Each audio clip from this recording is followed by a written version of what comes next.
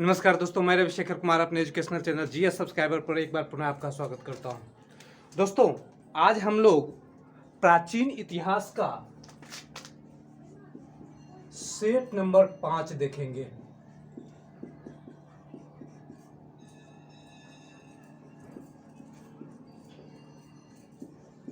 और यह सेट भी जो होगा अभिलेख से संबंधित होगा और अभिलेख से संबंधित हमारा यह लास्ट सेट होगा। तो आइए हम लोग अपने 5वें सेट की ओर चलते हैं। आज का पहला सवाल है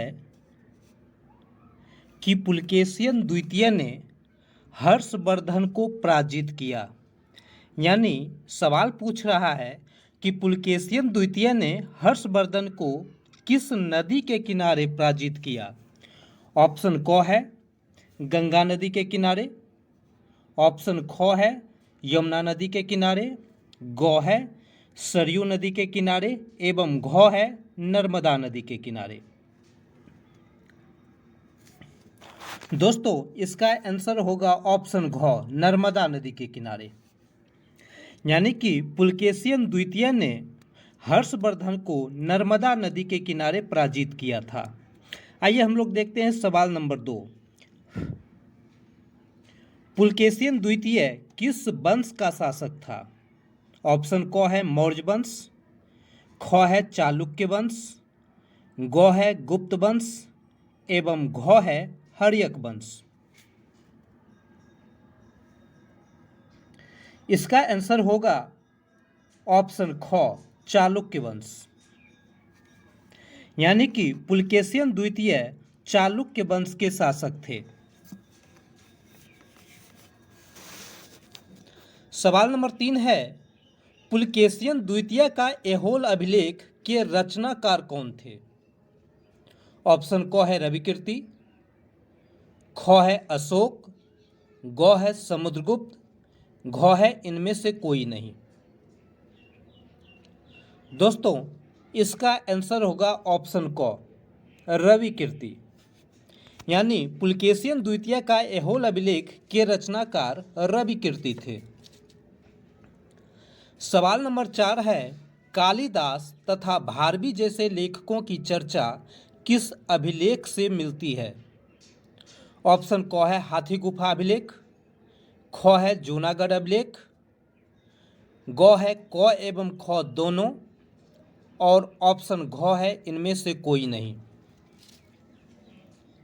दोस्तों, इसका आंसर होगा ऑप्शन घ, इनमें से कोई नहीं। यानी कि कालिदास तथा भारवी जैसे लेखकों की चर्चा नीचे दिए गए अभिलेखों में से नहीं मिलती है, बल्कि इसकी चर्चा जो मिलती है वह पुलकेशियन द्वितीय का ऐहोल अभिलेख से मिलता है। इसे आप ध्यान में रखेंगे। सवाल नंबर 5 है, पुलकेशियन द्वितीय ने हर्षवर्धन को नर्मदा नदी के किनारे पराजित किया। इसकी जानकारी किस अभिलेख से प्राप्त होती है। ऑप्शन क है पुलकेशियन द्वितीय का ऐहोल अभिलेख, ख है खारबेल का हाथी गुफा अभिलेख, ग है क एवं ख दोनों से और घ है इनमें से कोई नहीं। इसका आंसर होगा ऑप्शन क, पुलकेशियन द्वितीय का ऐहोल अभिलेख। दोस्तों, पुलकेशियन द्वितीय ने हर्षवर्धन को नर्मदा नदी के किनारे पराजित किया था। इसकी जानकारी हमें पुलकेशियन द्वितीय का ऐहोल अभिलेख से प्राप्त होता है, जो कर्नाटक से प्राप्त हुआ है। सवाल नंबर 6 है, खारबेल का हाथी गुफा अभिलेख कहाँ से प्राप्त हुआ है। इसका ऑप्शन है क ओडिशा, ख बिहार, ग उत्तर प्रदेश एवं घ उत्तराखंड। इसका आंसर है ऑप्शन क, ओडिशा। दोस्तों, खारबेल का हाथी गुफा अभिलेख ओडिशा से प्राप्त हुआ है और इसमें खारबेल के विजय अभियानों एवं उसकी उपलब्धियों के बारे में चर्चा किया गया है। सवाल नंबर है 7, निम्नलिखित में से कौन सा अभिलेख लोहे के स्तंभ पर लिखा गया है। ऑप्शन क है महरौली अभिलेख, ख है प्रयाग प्रशस्ति अभिलेख, गौ है हाथी गुफा अभिलेख और घौ है इनमें से कोई नहीं। दोस्तों इसका आंसर होगा महरौली अभिलेख।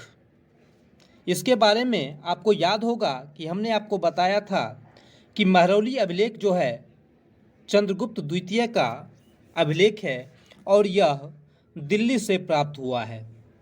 और यह अभिलेख जो लिखा गया था लोहे के स्तंभ पर लिखा गया था और यह अभी भी उसी तरह से चमचमाते हुए स्थिति में है जिस तरह से पहले लगाया गया था, यानी कि अभी भी इसमें किसी प्रकार का जंग नहीं देखने को मिलता है। आइए हम लोग देखते हैं सवाल नंबर 8।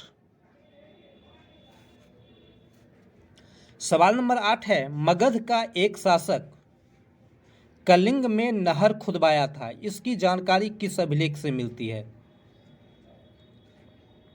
ऑप्शन क है एरन अभिलेख, ख है जूनागढ़ अभिलेख, गो है दामोदर ताम्रपत्र अभिलेख एवं घ है हाथी गुफा अभिलेख। दोस्तों इसका आंसर होगा हाथी गुफा अभिलेख, ऑप्शन घ। यानी कि खारबेल का हाथी गुफा अभिलेख जो प्राप्त हुआ है वह आपको ओडिशा से प्राप्त हुआ है और इसी से यह जानकारी मिलती है कि मगध का एक शासक ने कलिंग में नहर को खुदवाया था। नेक्स्ट सवाल है 9, भानुगुप्त का एरन अभिलेख कहाँ से प्राप्त हुआ है? ऑप्शन क है मध्य प्रदेश, ख है उत्तर प्रदेश, गौ है अरुणाचल प्रदेश और घ है आंध्र प्रदेश। दोस्तों इसका आंसर होगा ऑप्शन क मध्य प्रदेश। भानुगुप्त का एरन अभिलेख मध्य प्रदेश से प्राप्त हुआ है। यह एकमात्र ऐसा अभिलेख है जिससे सती प्रथा के बारे में जानकारी हमें मिलती है। दोस्तों आज का 10वां सवाल है, खारबेल किस वंश का शासक था? महामेघवाहन वंश, ख तुलुप वंश, गौ चालुक्य वंश एवं घ इनमें से कोई नहीं। दोस्तों खारवेल महामेघवाहन वंश का शासक था और यही खारवेल इसी का जो एक अभिलेख प्राप्त हुआ है यह आपको ओडिशा से प्राप्त हुआ है, यानी कि खारवेल का हाथी गुफा अभिलेख जिसमें इसके विजय अभियानों की चर्चा की गई है।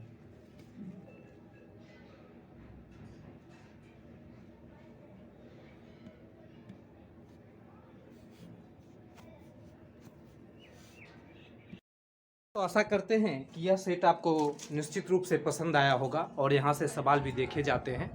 अगर आपको हमारा यह प्रयास अच्छा लगता है तो निश्चित रूप से आप हमारे चैनल जीएस सब्सक्राइबर को सब्सक्राइब करें, दोस्तों के साथ शेयर करें, कमेंट करें। Thank you.